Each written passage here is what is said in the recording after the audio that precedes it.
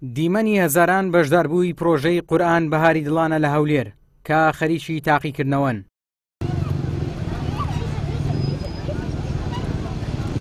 ئەم پرۆژەیە تایبەت بوو بە ئاەتەکانی تەوبە لە قورئانی پیرۆزدا.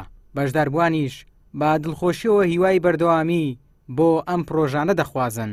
والله ئەوانە ئەو شتانە زۆر من زۆر گرنگن گەورەنە لای من وەکو بێن دەستە بابی داوا بای مانگە واس.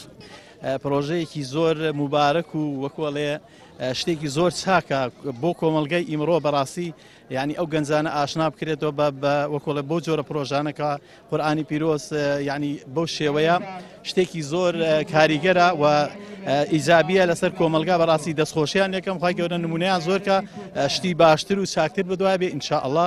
لە بیرمان ناچێتەوە ئەگەر ئەو پرۆژانە بەردەوام بن ینی دائیمەن ئەمەش هەر مەجبورین بخینین خۆمان بە شتێککە خەریک نەکەین هەر خەریکی قورئانەکە بین. یعنی خەڵک لە باتی بەشتی پرۆپۆز مشغول بە الحەمدلە پرۆژەکە بە ئیسفادە بلو خۆمان و لۆ ماڵ و منداڵمان و لۆ مێشتی خۆمان و لۆ بەرەبوومی قیامەتمان. هاوکات لە سنووری ئیدارەی سۆرانیش نزیکەی 1200 کەس بەشداری تاقیکردنەوەکەیان کرد.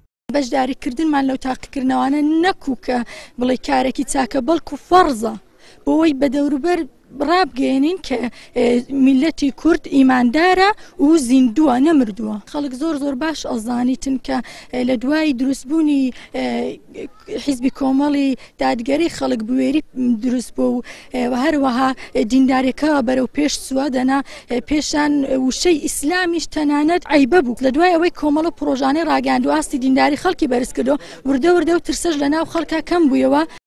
ئەمساڵ پرۆژەی قورئان بەهاری دڵانە 100 خەڵاتی بۆ بەشداربووان دیاری کردووە. 50 خەڵاتیان گەشتی عومرەیە و 50 خەڵاتەکەی دیکەش زۆرن. لە سەرانسەری کوردستانیش هاوڵاتیان لە گشتین و تەمەنەکان بەشداریان تێدا کرد و داوای بەردەوامی ئەم زۆرە لە پرۆژەی هۆشیاری دەکەن.